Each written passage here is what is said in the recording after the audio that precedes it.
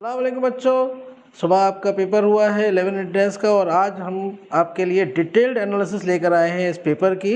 सबसे पहले यूट्यूब पर तो सबसे पहले आपके लिए डिटेल्ड एनालिसिस इस तरीके से हो रही है आपकी।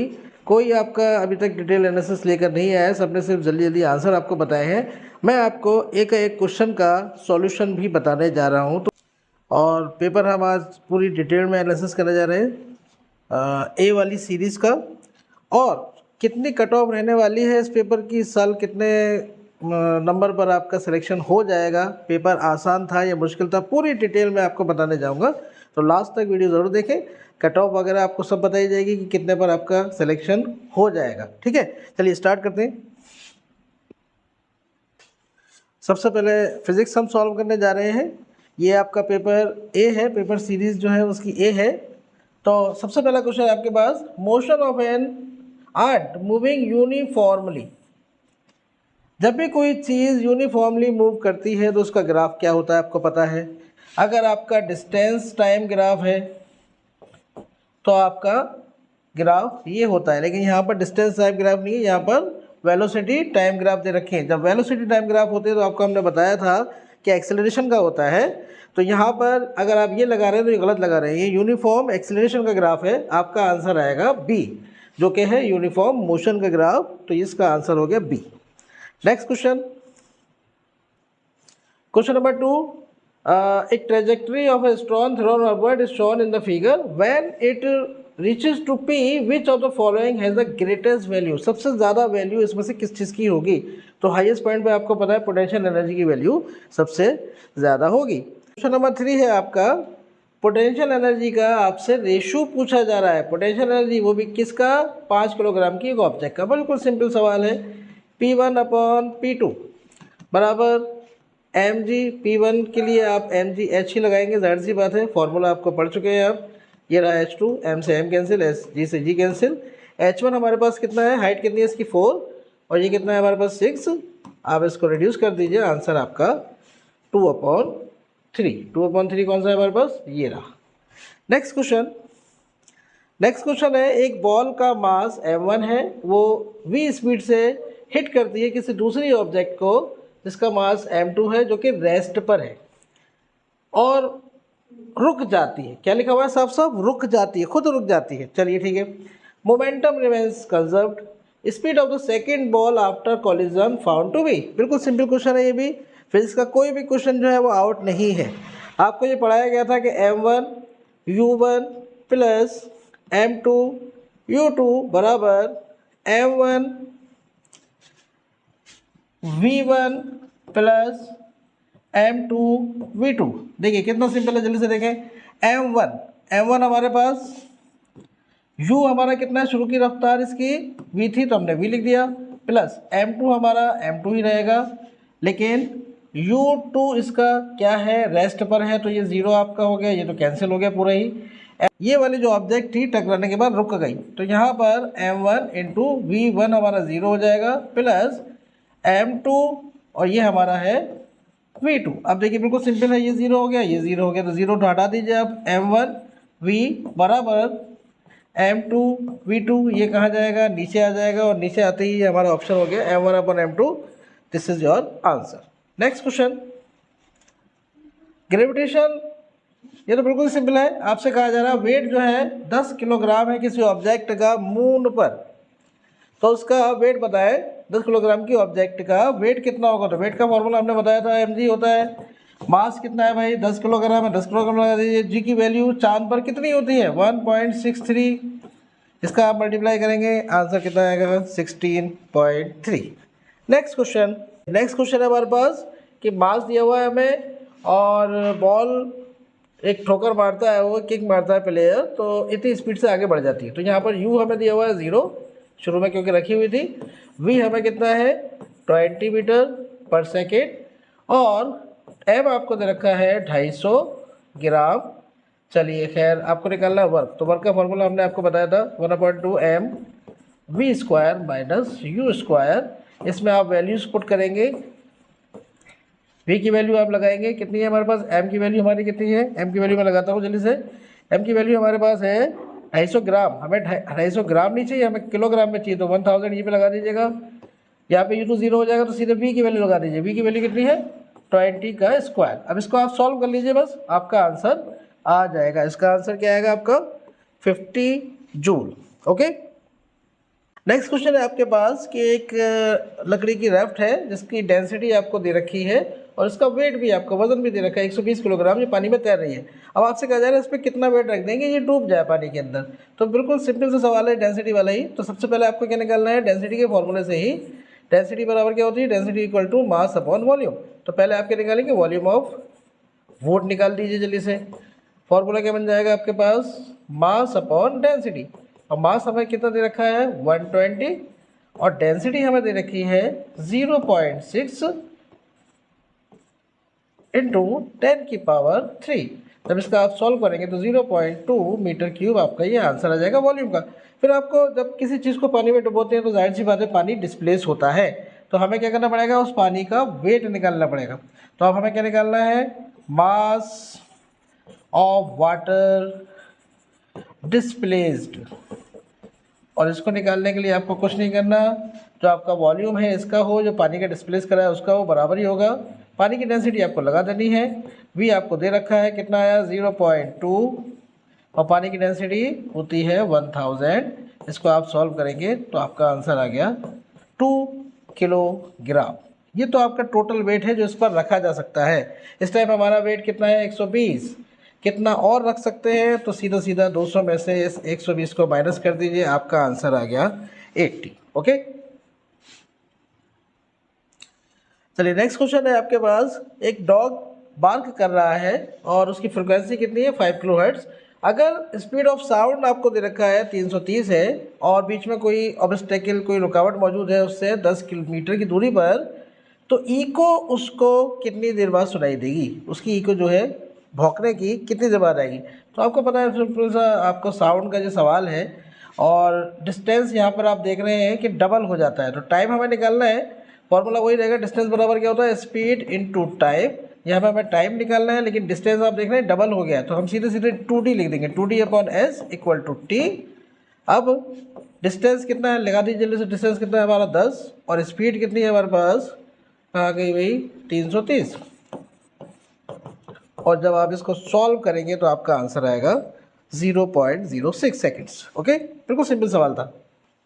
नेक्स्ट क्वेश्चन आपके पास, एक किलोवाट आवर में क्या नापते हैं आप, एक kettle electric current, electric kettle है जो कि इतने किलोवाट इलेक्ट्रिक पावर यूज़ करती है। तो पावर हमारी क्या है, पावर है 1 किलोवाट। 1 किलोवाट का मतलब हो गया 1000 वाट, सिंपल। वोल्टेज कितना है हमारे पास भाई, वोल्टेज हमारे पास 220 वोल्ट। आपसे पूछ रहे हैं फ्यूज़ कितने रेटिंग वाला होगा, कितने एम्पियर का होगा। तो सिंपल सी बात है, आपको P बराबर VI के फॉर्मूले से इसको निकालना है। P की वैल्यू कितनी है 1000, V हमारा कितना है 220 वोल्ट, I हमें निकालना है। जल्दी से आप इसको ले जाइए इसके नीचे 100/22 और इसको जब आप सॉल्व करेंगे तो आएगा करीब 4.54। अब इतना तो इसमें है नहीं ऑप्शन, तो जाहिर सी बात है 4 वाला फ्यूज़ आप लगाएंगे तो फ्यूज़ उड़ जाएगा, तो आपको कौन सा लेना है फिर 5 एम्पियर वाला फ्यूज़ लेना है। नेक्स्ट क्वेश्चन ये भी आपको हम करवा चुके हैं, बड़ा सिंपल सा सवाल है। ये दोनों जो है वो आपके सीरीज में है 10 और 10, और बीच वाला आपका 10 और लास्ट के ये दोनों जो है फिर वही आपके सीरीज में है, तो 10 और 10। इस तरीके से आप देखें तो ऊपर वाला तो हो गया सीरीज के हिसाब से 20 रजिस्टर, उसके बाद ये है आपका 10 और लास्ट वाला आपका फिर दोबारा से 20।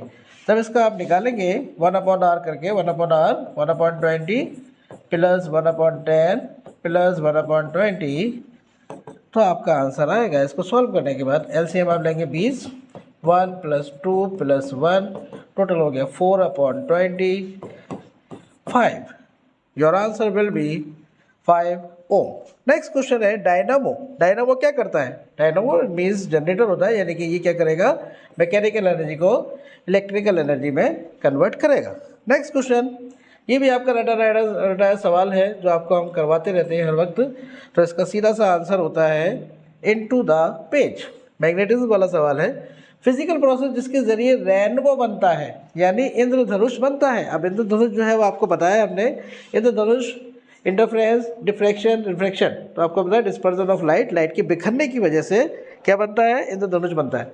डॉक्टर ने आपको प्रिस्क्राइब करा है लेंस की पावर कितनी है 1.d, फोकल लेंथ बताना है, बिल्कुल सिंपल सा फॉर्मूला आपको बताया गया है, अपॉन p, लगा दीजिए जल्दी से 100 अपॉन 1.5, पॉइंट हटाकर 0 बढ़ाइए, इसको आप सॉल्व करेंगे तो आपका आंसर आएगा 66.7।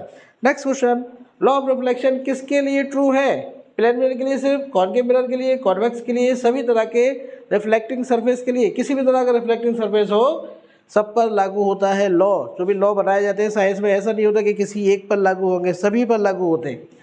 अगला सवाल है सोलर सेल, जो कि सोलर सेल में किस टाइप का मटेरियल यूज़ होता है, तो ये आपके सोलर सोर्स ऑफ एनर्जी का सवाल है। सेमी कंडक्टर्स यूज़ होते हैं। एनवायरमेंटल पॉल्यूशन के लिए कौन सी चीज़ जिम्मेदार है सबसे ज़्यादा, तो आप कहेंगे फॉसिल फ्यूल, जैसे कि कोयला है, पेट्रोलियम है, जब इनको हम जलाते हैं तो पॉल्यूशन होता है, तो इसका आंसर हो गया fossil fuel. Liquid mixture which distil with the change in the composition, और यानी ऐसे लिक्विड जिनको हम मिक्स करके जब हम उबालते हैं तो वो अलग अलग टेम्परेचर पर उबलें, अलग अलग टेम्परेचर पर उबल जाए, तो ऐसे मिक्सचर को हम क्या बोलते हैं, जियोट्रॉपिक मिक्सचर कहते हैं। Presence of double layer of colloids, ये इसका फ़ायदा क्या होता है, अगर वैसे चैप्टर आपका ये वाला जो क्वेश्चन है वो आपके 12th क्लास का है, लेकिन कोई दिक्कत नहीं है फ़िलहाल, इसका आंसर है स्टेबिलिटी ऑफ कॉलॉइड्स के लिए ज़रूरी होता है डबल लेयर होना।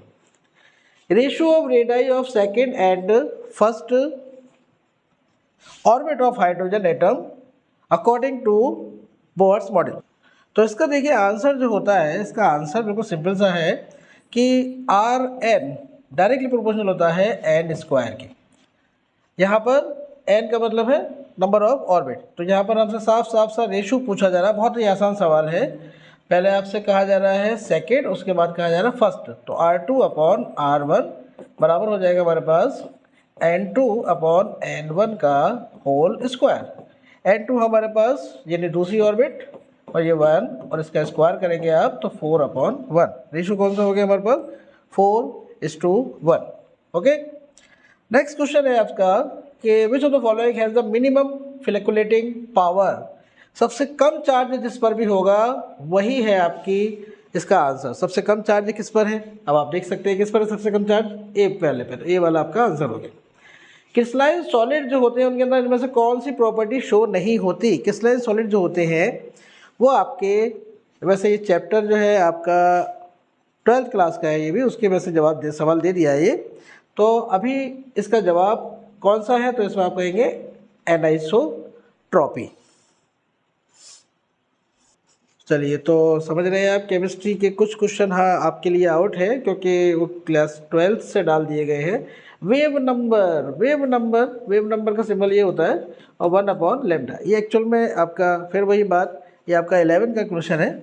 अब यहाँ पे वेव नंबर आपसे पूछा जाए तो इसका आंसर क्या होगा, ये है लेम्डा यानी वेवलेंथ। वेवलेंथ को आप किस में नापते हैं, मीटर में, तो यहाँ पर मीटर तो नहीं है फिलहाल, तो यहाँ पर आपको लगाना पड़ेगा सेंटीमीटर। ओके, नेक्स्ट क्वेश्चन है हमारे पास केमिस्ट्री का। इथेनॉल को जब हम गर्म करते हैं सल्फ्यूरिक एसिड के साथ, ये तो हमने बहुत बार करवाया है, तो इसका आंसर आता है इथीन। यहाँ पर ये कह रहे हैं कैल्शियम हाइड्रोक्साइड को क्लोरीन के साथ जब आप गर्म करेंगे तो Z बनेगा। पूछ रहे हैं Z क्या बनेगा, ये आपका चैप्टर 2 है। चैप्टर 2 यानी कि एसिड बेस, उसमें आपने पढ़ा है ब्लीचिंग पाउडर बनता है, रिएक्शन हमने करवाई है आप लोगों को। नेक्स्ट क्वेश्चन है आपके पास, इसमें कौन सा अनसैचुरेटेड हाइड्रोकार्बन है। अब अनसैचुरेटेड हाइड्रोकार्बन जो होता है उसकी अगर हम बात करें जिसमें सिंगल बॉन्ड हो, सिर्फ डबल और ट्रिपल बॉन्ड ना हो, तो यहाँ पर हेक्सेन, एन वाले में आपको पता है डबल और ट्रिपल बॉन्ड नहीं होता। यहाँ पर भी एन लिखा हुआ है, जाहिर सी बात है डबल ट्रिपल बॉन्ड नहीं होगा। यहाँ पर भी एन लिखा है, डबल ट्रिपल बॉन्ड नहीं होगा। बचता कौन सा है आपके पास ऑप्शन, बेंजीन। पता हो या ना पता हो, वैसा तो हमने बताया है बेंजीन C6H6। यहाँ पर है हमारा R2C डबल बॉन्ड, और यहाँ पर R का मतलब है एल्किल चेन। यहाँ पर हमने X लगाया और ये हमारा सिंगल बॉन्ड हो गया। ये भी आप चैप्टर में पढ़ चुके हैं कार्बन वाले कंपाउंड में, और घी बनाने की प्रोसेस उन्होंने बताई थी आपको, हाइड्रोजनेशन। तो हाइड्रोजनेशन में आप किस चीज़ को लेते हैं यहाँ पर, तो हाइड्रोजन गुजारते हैं आप तो निकिल या पैलेडियम का इस्तेमाल करते हैं, तो यहाँ पर आपका आंसर हो गया निकिल। सबसे लोएस्ट पीएच वैल्यू, जितनी कम पीएच वैल्यू होगी उतना ही ज़्यादा स्ट्रॉन्ग एसिड होगा। तो आपसे यही पूछा जा रहा है सबसे ज़्यादा स्ट्रॉन्ग कौन सा एसिड होता है, तो हमारे पेट में कौन सा एसिड निकलता है, HCl, और आपको पता है HCl सबसे ज़्यादा स्ट्रॉन्ग एसिड होता है। बिल्कुल मैग्नीशिया एसिड नहीं होता, लेमन जूस में एसिड होता है लेकिन खाने वाला होता है, स्ट्रॉन्ग नहीं होता, उसको हम खा सकते हैं, वो वीक एसिड होता है। और सोडियम हाइड्रोक्साइड भी आपका एसिड नहीं है। तो कितना सिंपल आंसर था इसका। क्रोमियम में कितने अनपेयर्ड इलेक्ट्रॉन्स होते हैं, ये शायद आपके लिए आउट हो, लेकिन इसका आंसर है इसमें 6 अनपेयर्ड इलेक्ट्रॉन्स होते हैं। Pair of element that keep emerge in kerosene oil, ये भी बहुत बार करवाया आप लोगों को। मिट्टी के तेल में किसको डुबोकर रखा जाता है, किसके डुबोकर रखा जाता है, बहुत ज़्यादा रिएक्टिव एलिमेंट है, कौन से हैं, सोडियम और पोटेशियम, जिसको मिट्टी के तेल में डुबोकर रखा जाता है और पानी में या हवा में आते ही जल जाते हैं। Metal that possess most ductility, ये भी आपको बहुत बार बताया गया। सबसे ज़्यादा डक्टाइल मेटल कौन सा है, तो हमने बताया था सोना होता है। 1 ग्राम सोने को आप 2 किलोमीटर तार में कन्वर्ट कर सकते हैं। Okay, compound of colloidal solution, ये भी आपको करवाया है। शेविंग क्रीम की हम बात करें तो शेविंग क्रीम किस कैटेगरी में आता है, तो यहाँ पे आपका बी वाला ऑप्शन है, जहाँ पर लिक्विड के अंदर गैस घुली हुई होती है। Which of the following is element are not metalloid, metalloid इनमें से कौन से नहीं है, तो इसमें आपका है गैलियम और बिस्मथ, ये आपके मेटलोइड्स नहीं है, यानी सेमीकंडक्टर्स नहीं है। मेल्टिंग पॉइंट का सही ऑर्डर क्या है, मेल्टिंग पॉइंट का सही आयनिक कंपाउंड है, इनका सही ऑर्डर जो है वो आपका है बी वाला। ओके 35। अब आपका बायोलॉजी का पार्ट स्टार्ट हो रहा है। तो बायोलॉजी में आपके पहला क्वेश्चन है आपका 35, कौन सा ऑर्गेनिज्म है जिससे एक्ने होता है। Out of the course seven से दो, चलिए इसका स्टेफाइलोकोकाई इसका आंसर होता है। फिलोयम में कितने एलिमेंट होते हैं, ये आपको बहुत बार पढ़ा है। 4 एलिमेंट होते हैं, यानी 4 तरह के सेल्स होते हैं। Phloem parenchyma, phloem sclerenchyma, sieve tube, companion cell, 4 तरह के सेल्स आपको पढ़ाए हैं हमने। तो 4 तरह के एलिमेंट फिलोयम में होते हैं। स्केलेटल टिश्यू यानी कि आपके जो वॉल्यूटरी मसल्स होते हैं उनकी बात चल रही है, तो उसमें कितने न्यूक्लियस होते हैं, हमने मसल्स पढ़ाए थे। स्केलेटल है, स्मूथ है, तो यहाँ पर मल्टी न्यूक्लिएट होता है। Right auricle in the heart, हमारा जो राइट वाला एट्रिया है, एट्रिया को ही हम किस नाम से जानते हैं, ऑरिकल के नाम से जानते हैं। ये वाला हमारा लेफ्ट एट्रिया या ऑरिकल, ये वाला हमारा लेफ्ट वेंट्रिकल, ये वाला हमारा राइट वाला, और ये वाला हमारा राइट वेंट्रिकल। क्वेश्चन बिल्कुल सिंपल सा है, हमने बताया था आपको, बनाकर पूरा दिखा चुके हैं। डबल सर्कुलेशन में यहाँ हमने बनाया था लंग्स, और ये आपके बॉडी पार्ट्स। आपको पता है लंग्स से ब्लड को लाने का काम होता है पल्मोनरी वेन का, है ना, और यहाँ से ब्लड बॉडी पार्ट्स में लाने का काम है एओर्टा का। अब आप मुद्दे पर आइए, बॉडी पार्ट्स से राइट एट्रिया में कौन लेकर आता है भाई, तो आपने पढ़ा है वेना कावा, और फिर यहाँ से लेके जाता है ब्लड को पल्मोनरी आर्टरी। तो आपका जवाब आपको खुद ही मिल गया होगा कि आपका जवाब क्या है, राइट ऑरिकल यानी एट्रिया में जो नस लेकर आती है वो कौन सी लेकर आती है, एक तो होता है डीऑक्सीजनेटेड ब्लड, और किसके जरिए आ रहा है, वेना केवा के जरिए। तो ये आपका हो गया डी वाला option. Next question, soluble product का ट्रांसपोर्ट क्या कहलाता है फोटोसिंथेसिस में, आपको पता है ट्रांसलोकेशन कहलाता है, हमने बहुत अच्छी तरीके से पढ़ाया है ये चीज़। ट्रांसपरेशन जो थे, एक्स्ट्रा पानी को निकालना ट्रांसपरेशन कहलाता है, जबकि खाने को एक जगह से दूसरी जगह पहुँचाना ट्रांसलोकेशन कहलाता है। टर्मिनल पार्ट कौन सा होता है फ्लावर की पिस्टिल का, पहली चीज़ तो पिस्टल आपको पता है क्या होती है, पिस्टिल यानी कि female part. This is stigma, this is style, आपको बताया था स्टाइल, और ये आपका ओवरी। आपसे पूछा जा रहा है टर्मिनल पार्ट कौन सा है, क्या है भाई टर्मिनल पार्ट कौन सा है, स्टिग्मा है। इनमें से कौन सा ग्लैंड है, मेल रिप्रोडक्टिव पार्ट में हमने पढ़ाया था, तो उसमें बताया था सेमिनल, वेसाइकल, प्रोस्टेट ग्लैंड और दूसरे हमने ग्लैंड बताए थे, तो सेमिनल वेसिकल हम पढ़ा चुके हैं कि ये ग्लैंड होता है एक। ये क्वेश्चन नेक्स्ट दोबारा आ गया। चलिए 42 क्वेश्चन में है नाइटिया क्या है, तो ये एक फॉसिल फिश होती है। फॉसिल तो आप जानते ही हैं, पुराने ज़माने की निशानी हमें देखने को मिलती है। Ancient water harvesting structure Uttar Pradesh के क्या कहलाते थे, तो ये बुंदीज कहलाते थे। करेक्ट क्लासिफिकेशन क्या है, तो हमने आपको लिखवाया था SG फॉक PK, यानी कि species, genus, family, order, class, phylum, kingdom. अब आप देख सकते हैं कितनी आसानी से इसमें कौन सा फिट बैठ रहा है, स्पीसीज, स्पीसीज के बाद genus, family, order, class, phylum, यही ऑप्शन हो गया। सबसे छोटी यूनिट क्या होती है इसमें, स्पीसीज, और सबसे बड़ी जो होती है क्लासिफिकेशन यूनिट वो होती है हमारी किंगडम। हालांकि किंगडम अभी यहाँ पे नहीं लिखा। पांच किंगडम क्लासिफिकेशन किसने प्रपोज किया था, RH व्हिटेकर साहब ने प्रपोज किया था। सेल डिवीजन के लिए कौन सा जिम्मेदार हार्मोन है, साइटोकाइनिन, आपको अच्छी तरीके से पढ़ा चुके हैं, इसमें कोई सवाल आउट नहीं है। ग्रोथ हार्मोन कहाँ से निकलते हैं भाई, GH निकलता है, प्रोलैक्टिन निकलता है, ADH निकलता है, सब कहाँ से निकलते हैं, पिट्यूटरी से निकलते हैं। कौन सा ऑर्गेनल है जो फैट मॉलिक्यूल बनाने में हेल्प करता है, तो स्मूथ एंडोप्लाज्मिक रेटिकुलम से बनती है lipid, that is fat molecules, और इससे बनती है हमारी प्रोटीन। तो हमारा फिलहाल आंसर कौन सा हो गया, ये लाइसोसोम का आप पता है सुसाइड बैग्स भी कहते हैं। कलरलेस प्लास्टिड्स कौन से होते हैं, हमने बताया था प्लास्टिड्स जो होते हैं वो तीन तरह के होते हैं, क्लोरोप्लास्ट, क्रोमोप्लास्ट और ल्यूकोप्लास्ट। आपको पता है ल्यूको कलरलेस होते हैं, ये भी कलरफुल होते हैं, ये ग्रीन कलर के होते हैं। तो फिलहाल हमारा ल्यूकोप्लास्ट।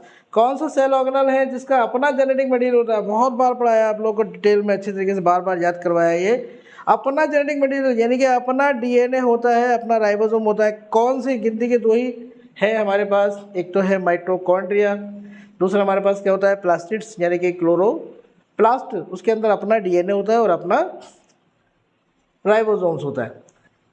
अब आपका ये मैथ का पार्ट आपका शुरू हो गया। हाँ, मैथ का मामला थोड़ा सा गंभीर है भाई इस साल, क्योंकि इस साल जो टीचर जिसने ये मैथ बनाया है या तो भाई झगड़ कर आया है घर से, या कुछ ज़्यादा ही कुछ सोच कर आया कि भाई आपको IIT या IAS बना देगा। ऐसे ऐसे क्वेश्चन डाले हैं कि बस अच्छे अच्छों के परखिच्चे उड़ गए होंगे। तो चलिए, तो मैथ का ऐसा करते हैं, चलिए मैथ अभी थोड़ा बाद में लेते हैं, पहले जो सिर्फ टिक लगाने के क्वेश्चंस हैं उनको आप कर लीजिए ताकि आप का टाइम ज़्यादा वेस्ट ना हो। हम पहले इंडो इस्लामिक का पार्ट कर लेते हैं। मैथ का पार्ट सॉल्यूशन करना है तो थोड़ा टाइम लगेगा उसमें। क्वेश्चन हमारा स्टार्ट होता है, कुछ क्वेश्चन तो ओरल के भी हैं मैथमेटिक्स में भी, लेकिन कोई दिक्कत नहीं, अभी करते हैं। लेकिन पहले थोड़ा जल्दी से, ताकि जैसे कि एंट्रेंस में करते हैं हम जल्दी जल्दी, पहले ओरल वाले कर लेते हैं, उसके बाद मैथमेटिक्स को लेके बैठते हैं। वही हमने कहा था आप लोगों से, वही करने जा रहे हैं। तो क्वेश्चन है आपका, which country was host of FIH men's hockey world cup in 2023? तो इसका सीधा सा आंसर है, जीके का सवाल है भाई, तो ये आता है आपका आंसर इंडिया। नेक्स्ट क्वेश्चन है, इंडियन ओलंपिक एसोसिएशन ने अभी ये इंटरेस्ट जाहिर किया है कि ओलंपिक्स को वो होस्ट करना चाहते हैं।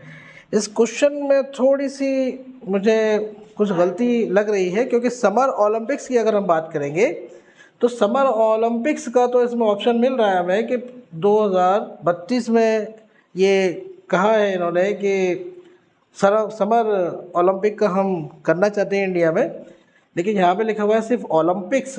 तो चलिए देखते हैं क्या करते हैं ये वाले। फिलहाल तो अभी अगर इन्होंने थोड़ा सा मिसप्रिंट करा है तो अभी कोई दिक्कत नहीं है, 2032 का इसका आंसर है। त्रिरत्ना जैनिज्म, ये भी हमने देखा कि कई लोग इसका गलत आंसर बता रहे हैं कि इसमें से कौन सी त्रिरत्न टीचिंग नहीं है। तो इसका वैसे सही आंसर है आपका राइट इंटेंशन, ये इसका गलत है। मतलब इसमें त्रिरत्न में ये तीनों चीज़ें आती हैं, ये वाली नहीं आती। वैसे जो है ज़्यादातर लोग जो है इसका गलत आंसर राइट एक्शन बता रहे हैं, जो कि गलत है। त्रिरत्न में ये तीनों चीज़ें आती हैं, ये वाला आंसर आपका ये गलत है, ये तीनों सही है, यानी कि ये तीन रत्न की टीचिंग में ही आते हैं। कालिदास सम्मान किस स्टेट में दिया जाता है? मध्य प्रदेश में दिया जाता है।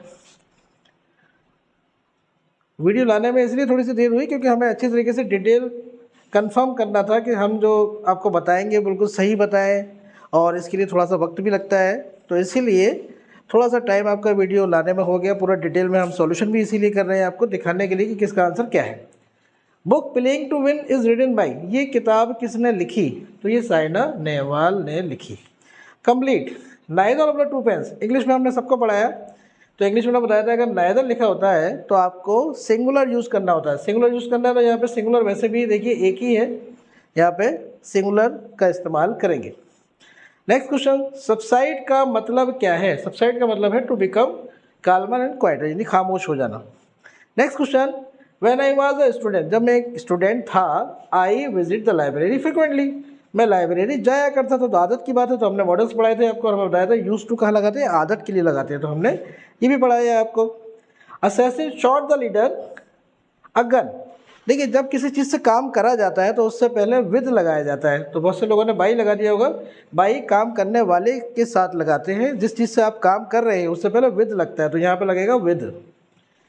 ये डायरेक्ट इनडायरेक्ट का सिंपल सा सवाल है, आप लोग बहुत सीखते हुए आ रहे हो। ये डायरेक्ट स्पीच इसकी बतानी है आपको, तो इसमें आपका आंसर हो जाएगा सी वाला, ही आज me if you second person है तो इसके हिसाब से हो जाएगा आई, और कैन किधर लाएंगे तो अब क्या हो जाएगा? कुड।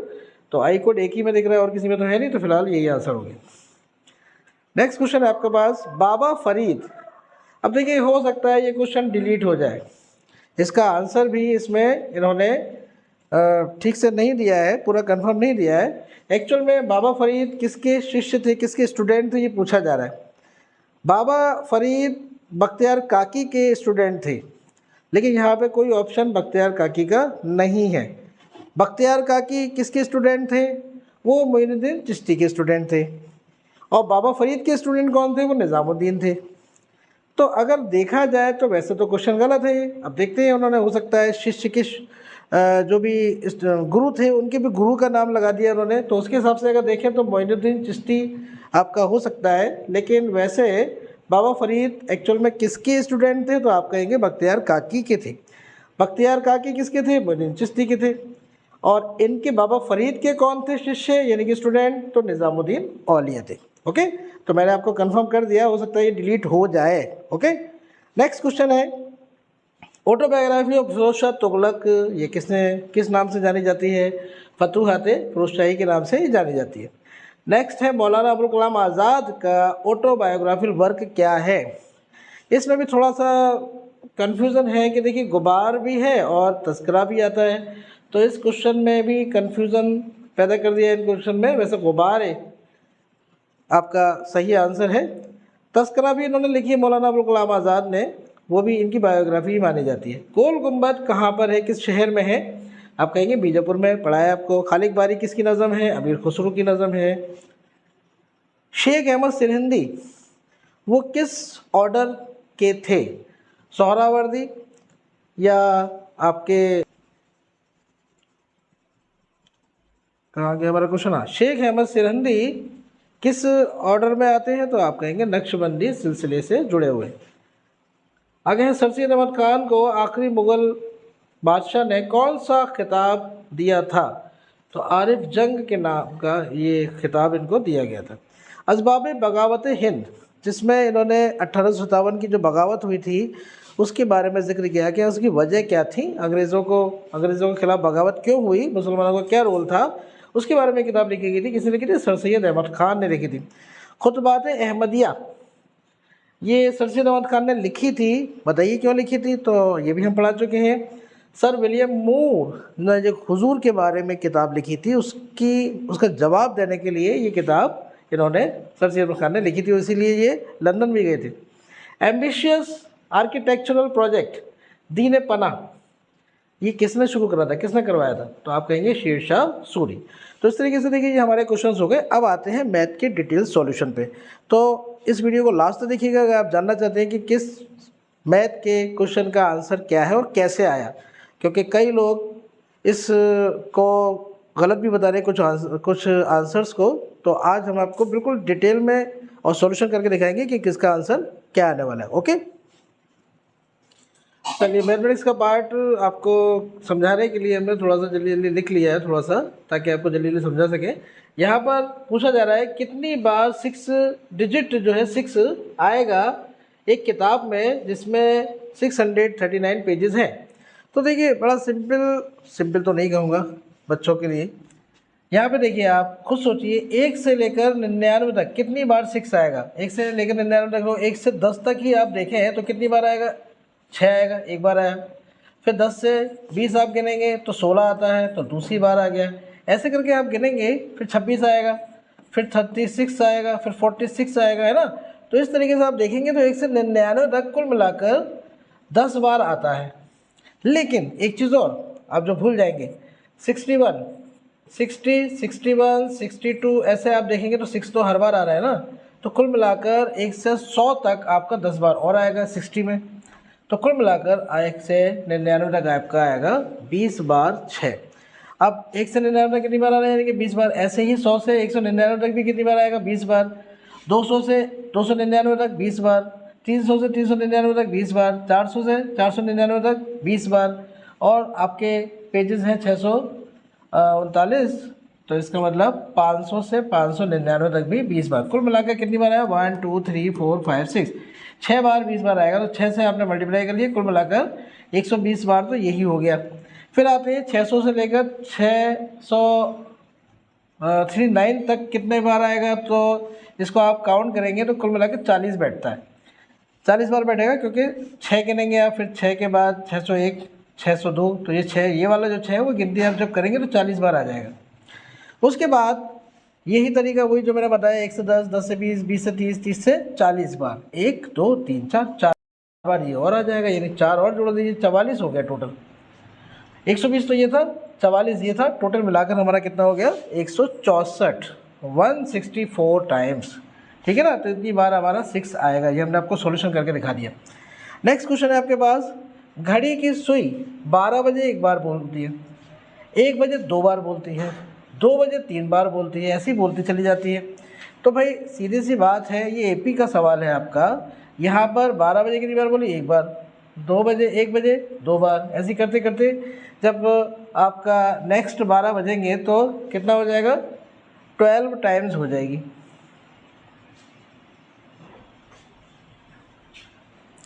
तो इस तरीके से आपने AM की अगर बात करेंगे तो 12 बजे से आपके 11 बजे तक 12 बार इस तरीके से 12 बार बोलेगी, 1 2 3 इस तरीके से। तो कुल मिलाकर आधे दिन में ही सम इसका कितने हो जाएगा, सम का फॉर्मूला लगा दीजिए। सम हमारा कितना हो जाएगा, 12 का सम निकाल दीजिए जल्दी से। तो हमारा ये वाला फार्मूला हम लगा देंगे, A + L वाला। तो यहाँ हमने लगा दिया वही वाला फार्मूला, हमारा सॉल्व करके आ गया 78। ये तो हाफ डे का है, पूरे एक दिन में कितनी बार हो जाएगा, इसको दोगुना कर दीजिए, 156। आपका कितने दिन में बजाना है इसको, आपको 3 दिन बजाना है। तो 3 से मल्टीप्लाई कर दीजिए और ये हो गया आपके पास 468। यहाँ पर कोई भी ऑप्शन ऐसा नहीं है। कुछ लोग इसका आंसर 828 बता रहे हैं, जो कि हमारे हिसाब से बिल्कुल ठीक नहीं है और ना ही हो सकता है। कैसे हो सकता है आप खुद देख लीजिए। अगर आप 3 दिन का लगाएंगे तो 468 हो रहा है। अगर मैं इसका दुगना भी कर दूं तो भी ये नहीं बैठने वाला इसमें से।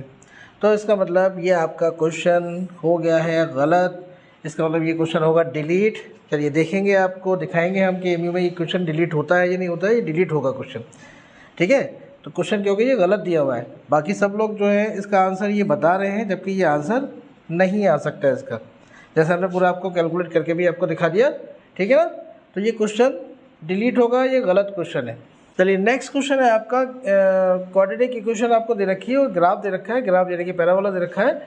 तो इसमें आपसे कहा जा रहा है इनमें कौन सी बात ट्रू है। तो इसका आंसर है आपका ए वाला। ये ए वाली बात जो है वो ट्रू है।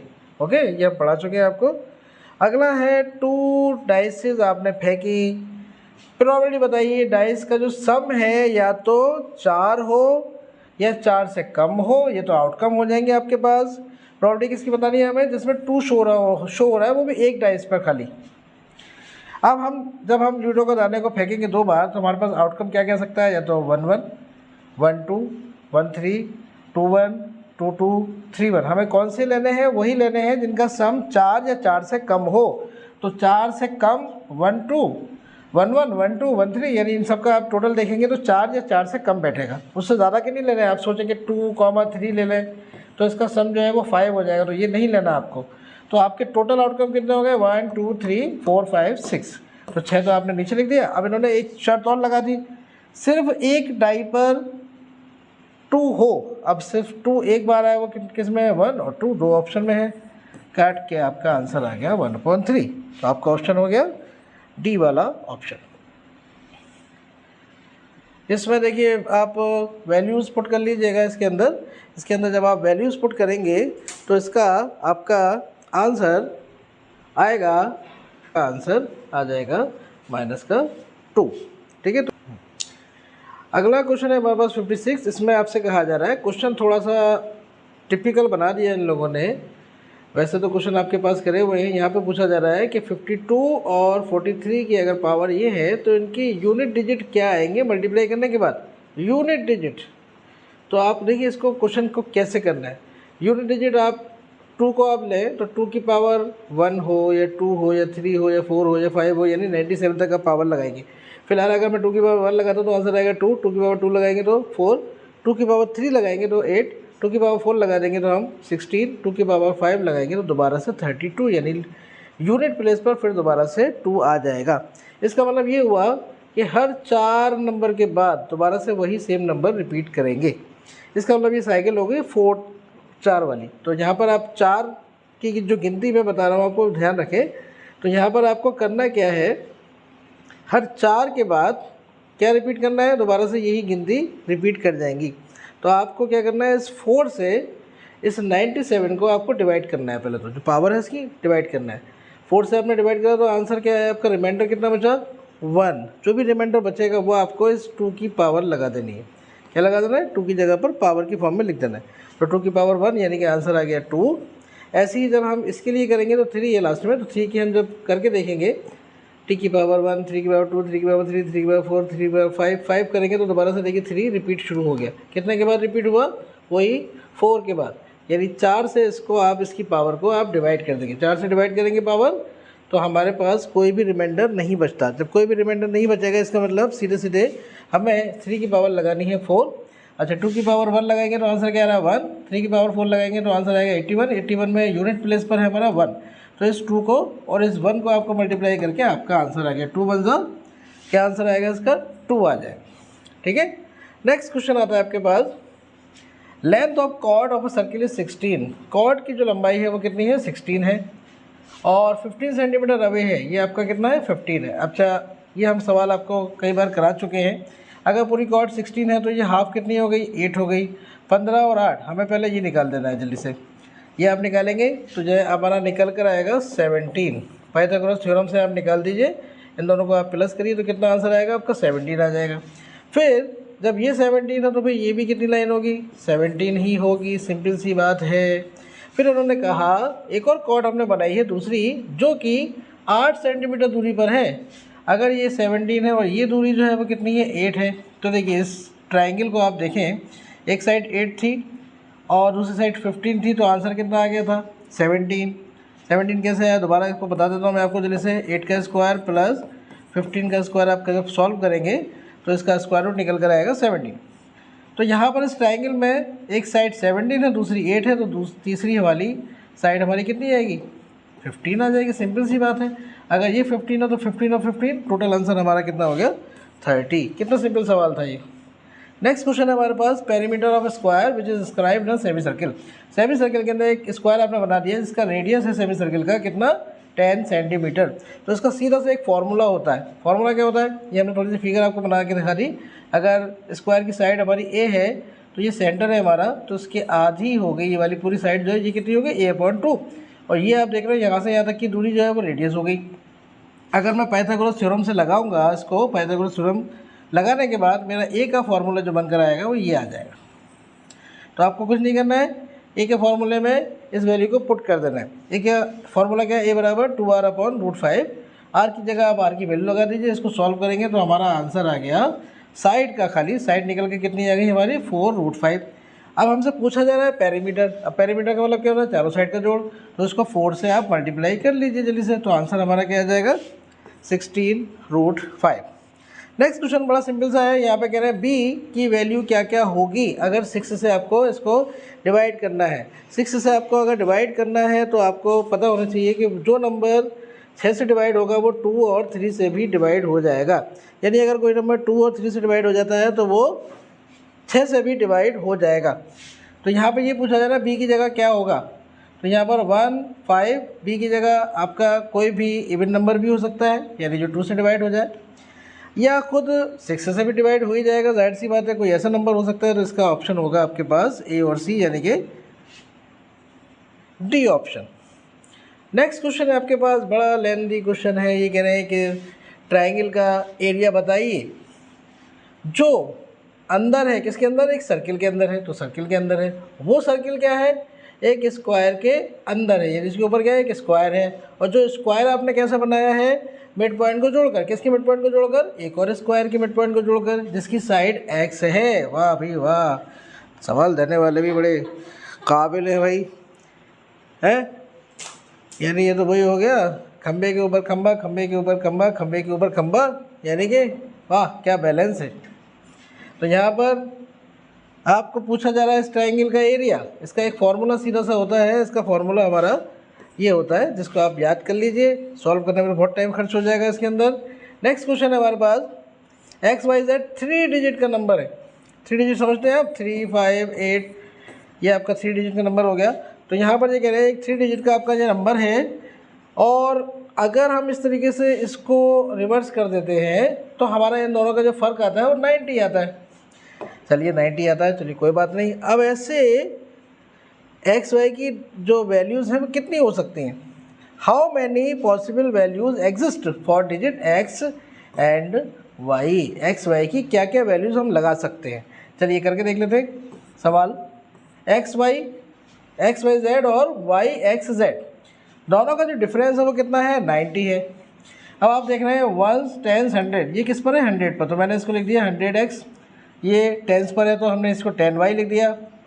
z हमारा 1s प्लेस पर है, ऐसे ही आपने इसको, ये किस पर है, 100 पर, तो 100, 10x और ये z। अब देखिए इसको हम जब खोलेंगे तो ये साइन चेंज हो जाएंगे, z से z कैंसिल हो गया, 100x में से 10x गया तो 90x बचा, ऐसे ही 10y 100y में से गया तो आपका 90 बचा, और कॉमन निकालने के बाद 90 नीचे जाएगा, कैंसिल होने के बाद x की -1 इक्वल टू हो गया 1, यानी x और y की वैल्यूज़ क्या क्या सकती हैं, 0 से 9 तक कोई भी ऐसी वैल्यूज़ जिनका डिफरेंस 1 हो। अब क्या क्या होंगी देखिए, तो ऐसे हम नंबर जब लिखेंगे तो देखिए 1 - 0, फिर 1 की जगह 2 कर दीजिए, 0 की जगह 1 कर दीजिए, 2 की जगह 3 कर लीजिए, 1 की जगह 2 कर लीजिए, फिर आप देख रहे हैं सभी में 1 आएगा।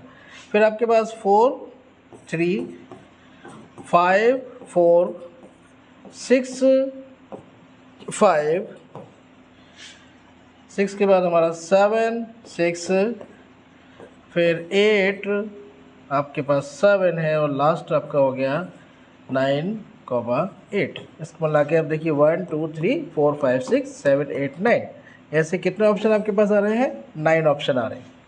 नेक्स्ट क्वेश्चन है आपके पास, ग्रेटेस्ट नंबर 4 डिजिट का, तो ये भी हम आपको करवा चुके हैं क्लासेस में।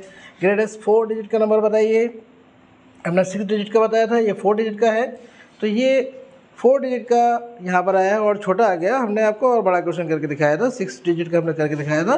तो यहाँ पर 4 डिजिट का आपको ग्रेटेस्ट नंबर निकालना है जो इन तीनों से डिवाइड होने पर रिमाइंडर कितना दे, 1 दे। तो ऐसे सवालों में आपको क्या करना होता है, सबसे पहले एलसीएम निकालना होता है, इन सब नंबर्स का एलसीएम निकाल लीजिए, कितना आया 612। इसके बाद आपको जो भी 4 डिजिट का नंबर है इससे आपको एलसीएम से डिवाइड कर देना, डिवाइड करके हमारा कितना आ रहा है 16.338 आ रहा है।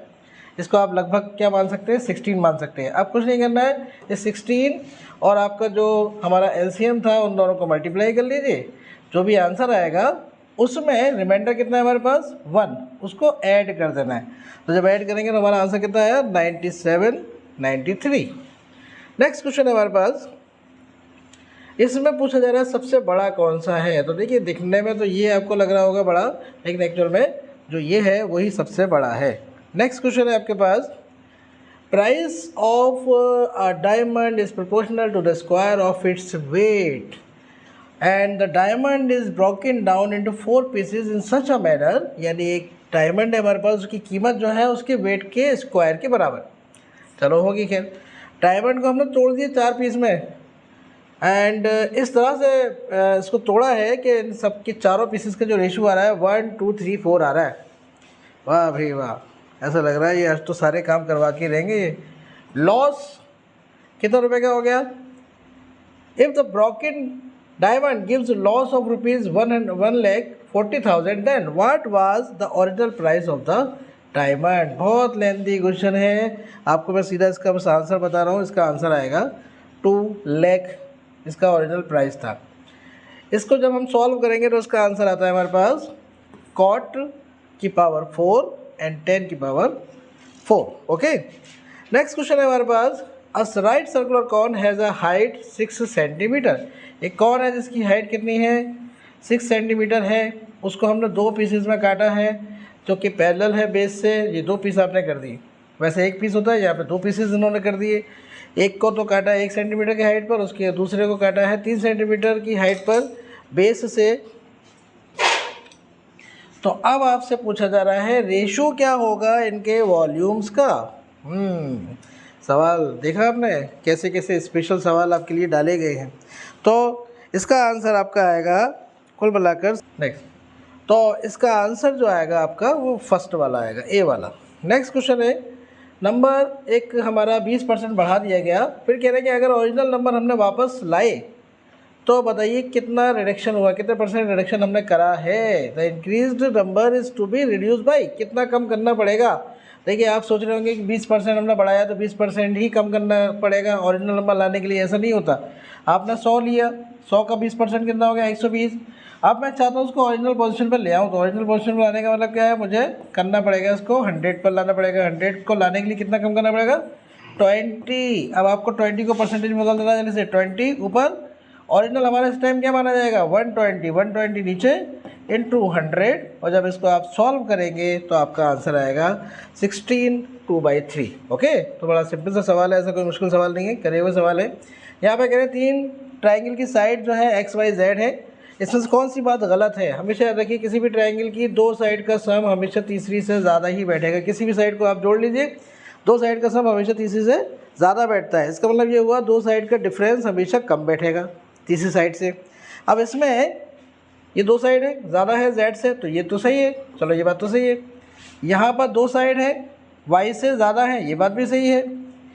अब ये कह रहे हैं कि 2 साइड का डिफरेंस कम है Z से, तीसरी साइड से, तो हमने पहले ही बताया डिफरेंस की बात आएगी तो कम होगा हमेशा, सम की बात आएगी तो हमेशा ज़्यादा होगा। तो ये तीनों ही बातें सही हैं, इसका मतलब कौन सी बात गलत है?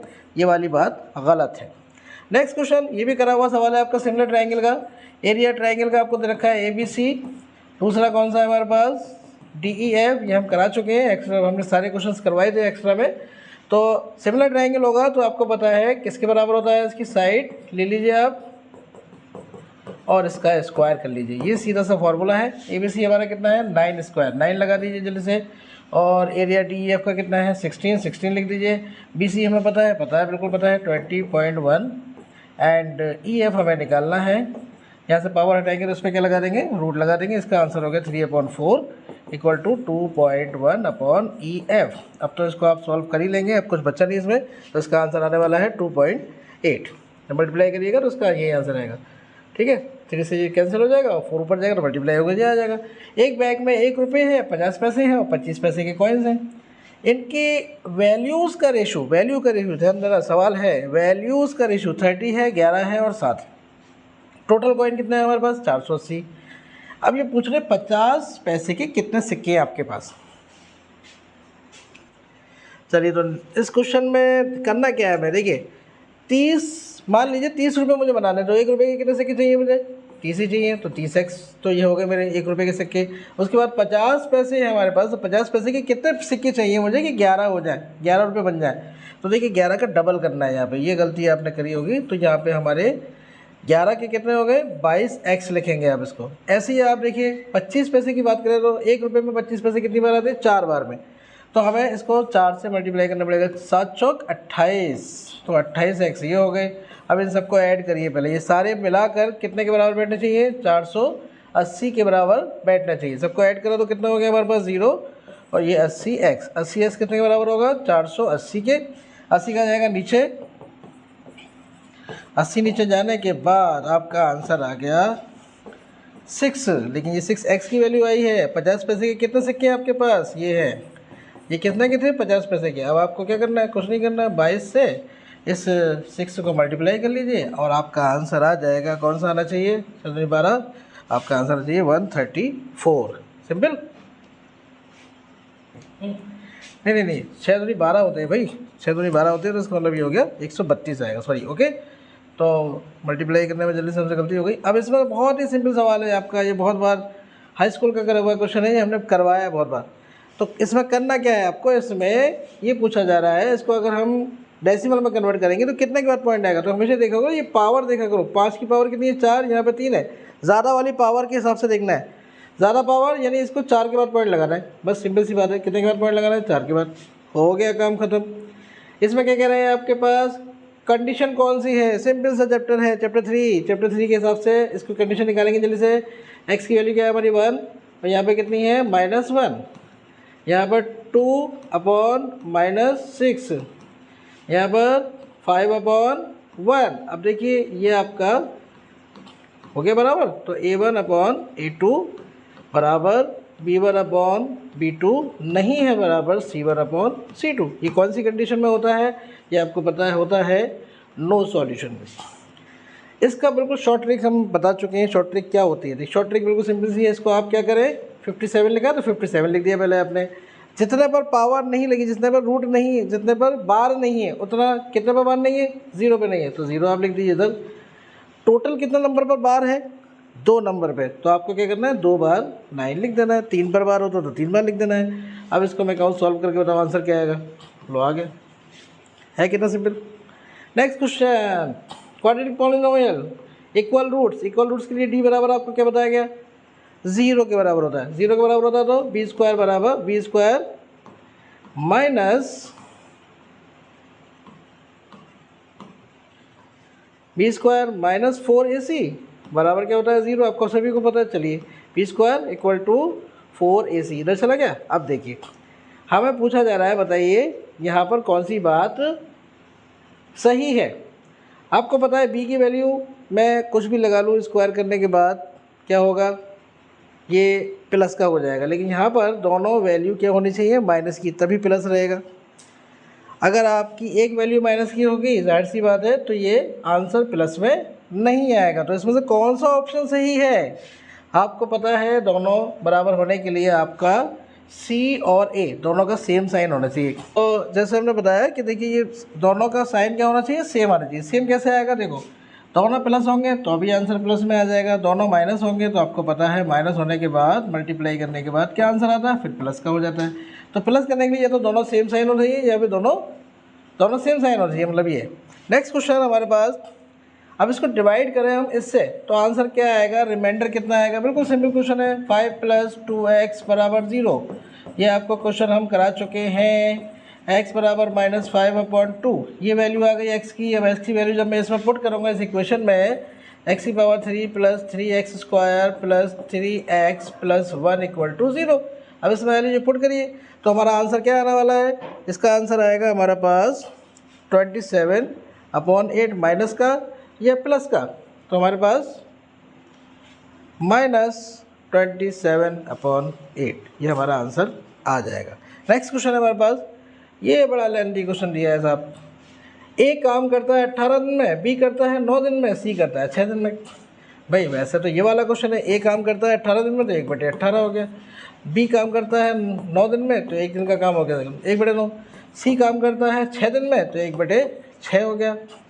लेकिन ये एक्चुअल में बहुत लेंथी क्वेश्चन है, तो इसका आपको सीधा मैं आंसर बता रहा हूँ। इसका आंसर क्या आएगा 4 days. Very very lengthy question. ये बिल्कुल सिंपल सा सवाल था, आपके पास पूछ रहे हैं कौन सा एवरेज आप यूज़ करेंगे, इसको देखेंगे साइज़ देखते हुए। सेल कर रहे हैं आप शर्ट्स की तो साइज़ कौन सा आप इसमें से किस हिसाब से साइज़ रखेंगे, मीन के हिसाब से, मीडियन के हिसाब से, मोड के हिसाब से? तो सबसे ज़्यादा बार क्या आ रहा है, 15 आ रहा है, तो मोड ही लोगे, ज़ाहिर सी बात है मोड आपका ऑप्शन हो गया। इसका तो बिल्कुल ही सिंपल सवाल है भाई, इसमें कह रहे हैं मीन और मीडियन का रिलेशन बता दो। जब आप इसका मीन निकालेंगे और जब मीडियन निकालेंगे, जब दोनों चीज़ें निकालेंगे तो आप पाएंगे कि दोनों बराबर आ रही हैं।